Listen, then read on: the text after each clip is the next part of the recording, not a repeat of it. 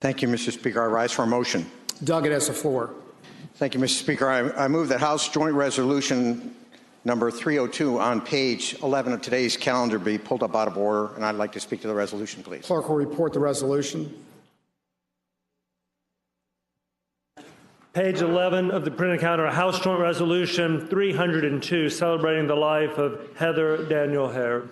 Delegate from Charlottesville, Delegate Toscano. Thank you, Mr. Speaker. Mr. Speaker, ladies and gentlemen of the House, August 12th, 2011 was a sunny day, not unlike others in Charlottesville during the summer.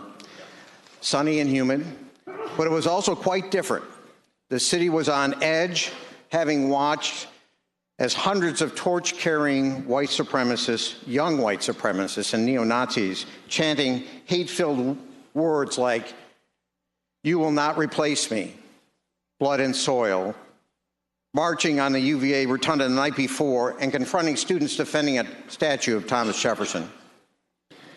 As I walked that morning with clergy and other citizens to the Emancipation Park in Charlottesville, the site of the Robert E. Lee statue that had created such controversy, I had no idea about what was going to transpire.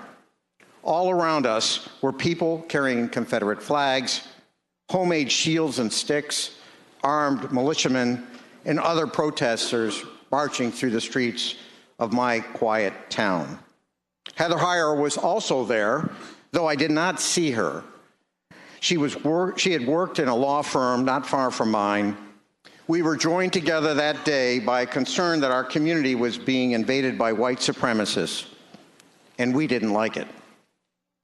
But just like Andrew Goodman, Michael Schwerner, and James Chaney, black and white young men, all murdered by the KKK in Philadelphia, Mississippi during Freedom Summer in 1964, Heather Heyer stood for love, but became a victim of hate. She became a victim of hate, much like Emmett Till, a 14-year-old African-American boy killed in Mississippi for merely speaking with a white woman, and Medgar Evers, who was shot by a sniper in his driveway in his home in Mississippi. And she became a victim of hate, just like Addie Collins, Denise McNair, Carol Robertson, and Cynthia Wesley, the four innocent young girls who lost their lives that day when a terrorist bomb exploded at the 16th Street Baptist Church in Birmingham, Alabama. And like Viola Liuzzo, a white woman murdered by the KKK because she deigned to drive a black man from Montgomery to Selma. Yes, Mr. Speaker, Heather was a victim of the forces of evil which still exist in this country, and white supremacists who need people like her out of the way so they can have their way. A young man who apparently learned how to weaponize a vehicle on the internet channeled his hate into driving his 2 tons of lethal metal into a crowd on a small street in a small town.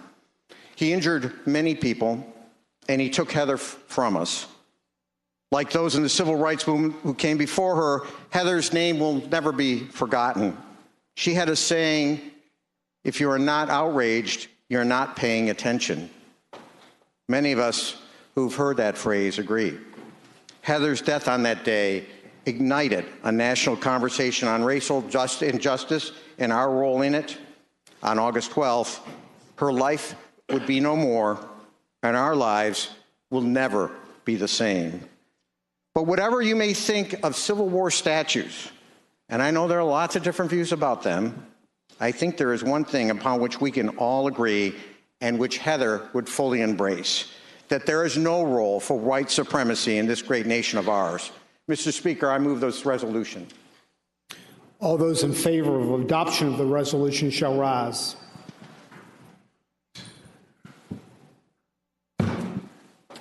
Resolution is agreed to. Delegate from Charlottesville, Delegate Toscano. Thank you, Mr. Speaker.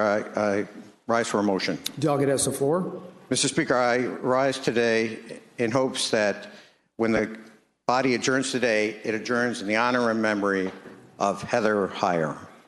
Delegate Toscano moves that when the House adjourn today, it adjourn in the honor and memory of Heather Danielle Heyer.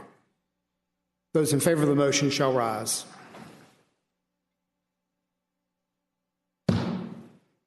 That motion's agreed to.